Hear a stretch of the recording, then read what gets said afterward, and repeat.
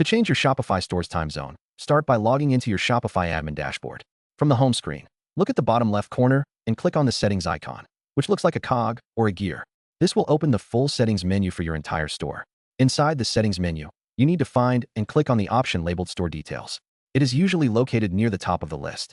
This section contains all the core profile information about your business, including your store name, address, and the time zone configuration. Once the Store Details page loads, scroll down until you see the section titled Standards and Formats. Within this block, you will see a field for time zone. Click on the currently displayed time zone to open a drop-down menu. A long list of all available time zones will appear, organized by their offset from Coordinated Universal Time. Scroll through the list and select your correct geographic region. For example, selecting America/New York for Eastern Time. As soon as you click your new time zone, a green save bar will automatically appear at the top of the screen. Click the Save button to confirm the change.